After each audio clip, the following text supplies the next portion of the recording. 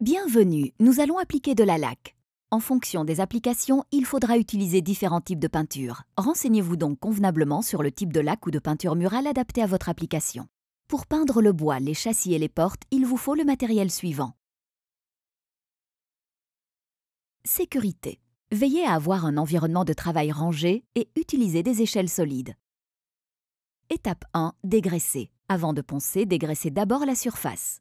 Vous évitez ainsi que la graisse et les saletés ne poncent le support. Prenez un dégraissant à diluer avec de l'eau et utilisez une éponge abrasive spécialement destinée à cet effet. Laissez sécher, puis nettoyez une dernière fois avec une éponge et de l'eau. Étape 2. Poncer. Pour les surfaces très endommagées, utilisez un papier de verre grossier, taille des grains 60 ou 80, et terminez par un papier de verre plus fin, taille des grains 240 ou 360. Utilisez pour les grandes surfaces une ponceuse. Conseil à propos de la taille des grains. Plus le chiffre est élevé, plus le papier est fin. Étape 3. Masquer. Pour les joints serrés, utilisez du ruban de masquage. Choisissez le ruban adapté au support et veillez à ce qu'il soit dénué de poussière et de graisse. Éliminez le ruban directement après avoir appliqué la laque. Par la suite, ce sera beaucoup plus difficile. Étape 4. Pré-traiter. Le pouvoir garnissant sera meilleur sur une laque de fond colorée. Bien mélanger la laque de fond avec un bâtonnet et verser une quantité dans un bac à peinture. Pour les petites surfaces et les angles, utilisez un pinceau. Utilisez un rouleau pour les grandes surfaces. Trempez et faites rouler plusieurs fois le rouleau sur la partie striée de votre bac. Appliquez généreusement mais pas trop et évitez le plus possible le collage du rouleau. Étape 5. Réparation et ponçage. Lorsque la laque de fond est sèche, les irrégularités et les surfaces endommagées seront visibles. Réparez-les avec du mastic et une spatule, puis laissez sécher convenablement, poncez, appliquez éventuellement une nouvelle couche de mastic et poncez à nouveau. Nettoyez avec une éponge légèrement humide et laissez sécher brièvement. En fonction du pouvoir garnissant, il faudra éventuellement appliquer une seconde couche de fond. Étape 6. Laque de finition.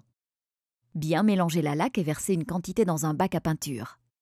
Utilisez à nouveau un pinceau pour les petites surfaces et les angles et un rouleau pour les grandes surfaces.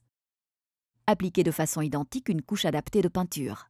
Si vous appliquez une couche trop fine, la peinture ne sera pas suffisamment fluide. Si vous appliquez une couche trop épaisse, vous aurez des gouttes. Roulez autant que possible généreusement en pan en évitant que le rouleau ne colle. Éliminez le ruban directement après avoir appliqué la laque.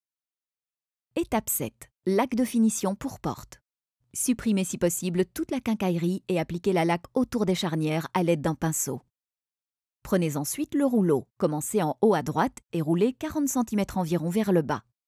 Appliquez le pan suivant jusqu'à ce que pratiquement toute la laque soit étalée par le rouleau.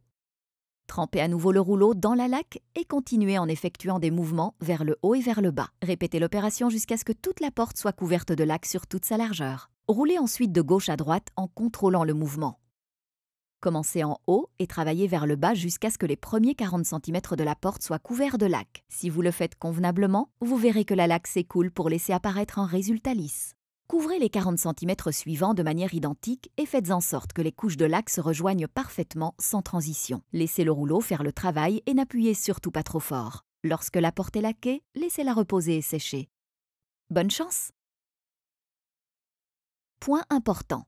Utilisez toujours le ruban adapté pour le masquage et veillez à ce que le support soit propre. Nettoyez les éventuelles éclaboussures de peinture directement avec un chiffon ou une éponge humide. Les éclaboussures de peinture sur le verre s'éliminent à l'aide d'un grattoir. Les laques en phase aqueuse peuvent sécher rapidement. Pour les laques, limitez autant que possible les courants d'air et évitez de peindre en plein soleil. Dans ce cas, diluez la laque avec un minimum d'eau.